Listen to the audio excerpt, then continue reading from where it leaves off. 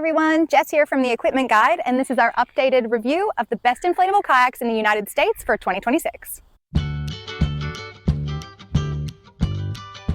In this video, we're breaking down inflatable kayaks in a way that actually makes sense for American paddlers, whether you're heading out on lakes, slow-moving rivers, reservoirs, or sheltered coastal waters.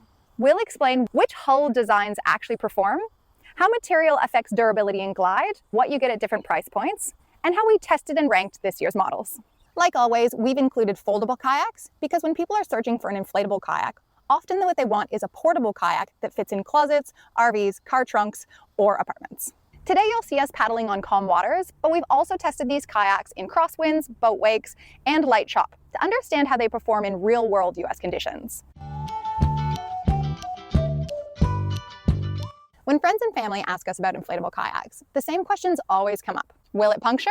Entry-level inflatables can be more vulnerable to puncturing. Higher-end models use reinforced PVC, similar to what's used in rescue boats, and they're extremely durable. Also consider whether the bow and stern have plastic molded nose caps. These are great to improve durability around these areas. How do they perform on the water? The best inflatable kayaks can rival some hardshell kayaks in speed and tracking. Cheaper models can feel sluggish, wander off course, and push water rather than slice through it, largely because of the hull shape and the lack of rigidity in the materials.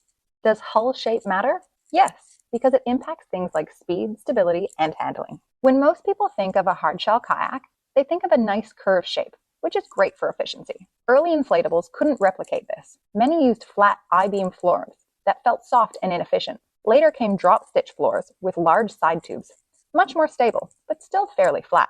Then we saw full drop stitch bathtub hulls, fast and efficient, but quite twitchy in terms of primary stability, which makes them better suited to experienced paddlers, but not ideal for beginners or recreational paddlers.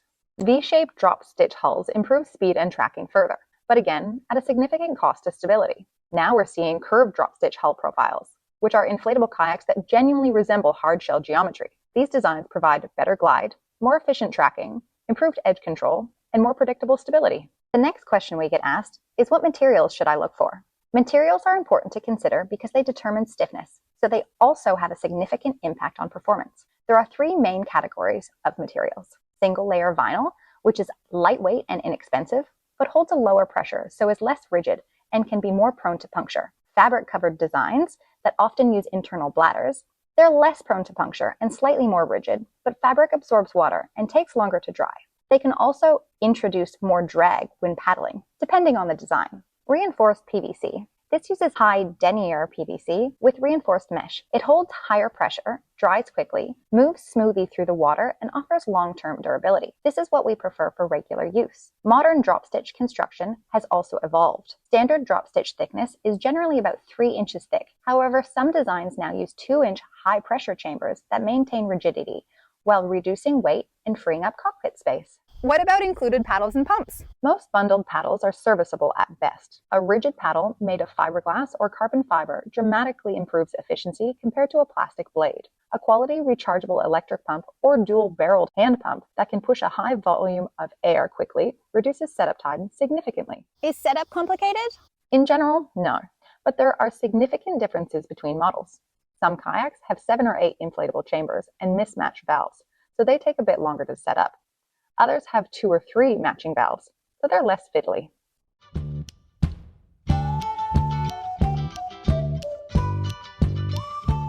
So, we scored every kayak across 5 categories: performance, construction, portability, setup and pack down, and comfort. Full testing notes and specs are on our website at theequipmentguide.com. At the end of each category, we'll display our rankings. Performance looks at how well the kayak paddles, maneuvers, and tracks. This is where you get some huge differences between kayaks, and we think it's the most important category. The Razor Kayaks Edge Pro was the clear standout. Its curved drop stitch hull, rigid construction, and hydrodynamic shape gives it exceptional tracking, efficiency, and stability. It performs equally well on lakes, rivers, and coastal waters. The Advanced Elements Expedition Elite also impressed us, particularly in wind and for longer distance touring. In general, we found the higher-end kayaks to be much better at cutting through the water and much more enjoyable to paddle. On the budget end, models like Intex Challenger and Excursion Pro K1 are slower, don't track as cleanly in a straight line and more of an effort to cover distance in. They're better suited for casual calm water use.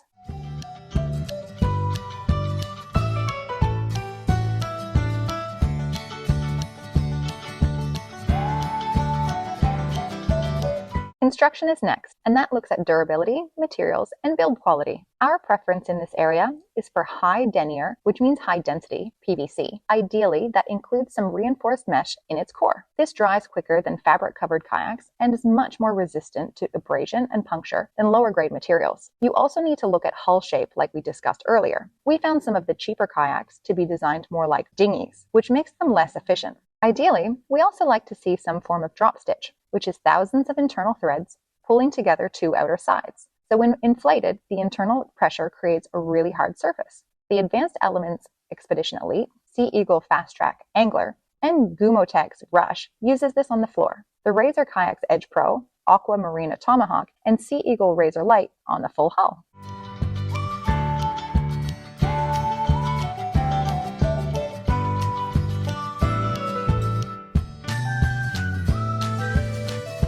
In portability, we talk about weight, pack size, and how easy it is to carry.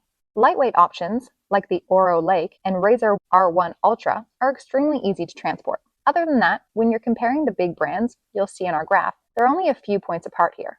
There's not a huge difference. Something to be aware of is the lower weight isn't always better if it comes from thinner materials, and we factor that into our score in this category. If a kayak is extremely lightweight because it uses less durable materials, we don't consider it to be better. So long as you can comfortably carry the kayak and fit it where you want to fit it, a kayak with thicker material typically means better quality and durability.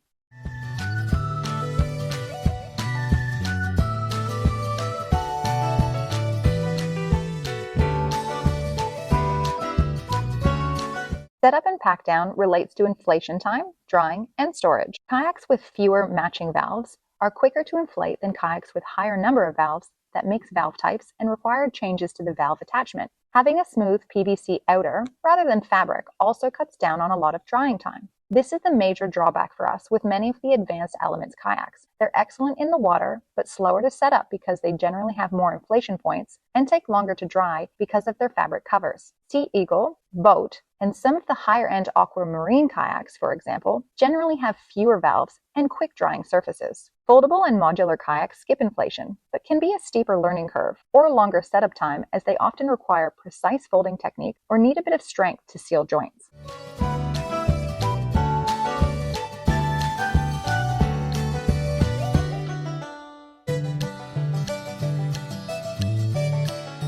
In comfort, we look at space, seating, legroom, and overall paddling experience. Comfort includes seat support, legroom, paddling ergonomics, and fatigue over distance. The Advanced Elements and Razor Kayaks models scored highly here, offering excellent seat support and cockpit space.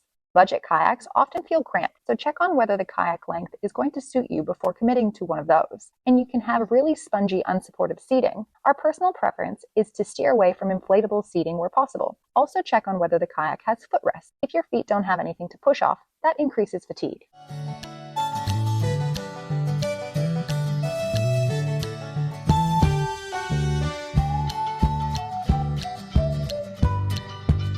Alright, so now we're going to look at the all-important budget question. At this time of writing, we could break the market down into three main categories. The first price range is under $500. In this range, you're honestly going to find things that are not very well crafted or maybe made of cheaper materials and may ultimately puncture on you in the long run. If you only have this much to spend, you might be taking a bit of a gamble, and we'd suggest spending a little bit more if you can. The next category is $500 to $1,000.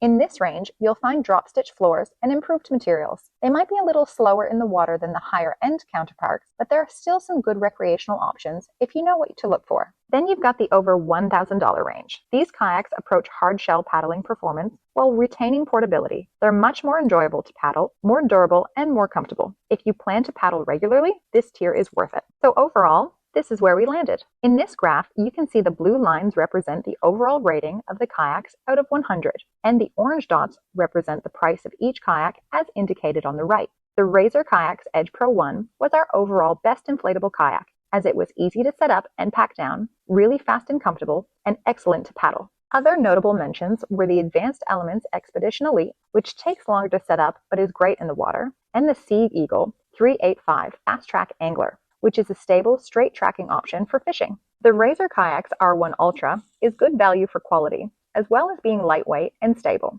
And the Gumatex Rush and Pacquiac Bluefin are also great performing options. That was our full breakdown of the best inflatable kayaks in the United States right now. For detailed written reviews, side-by-side comparisons, and a full breakdown of our testing methodology, head to our website at theequipmentguide.com.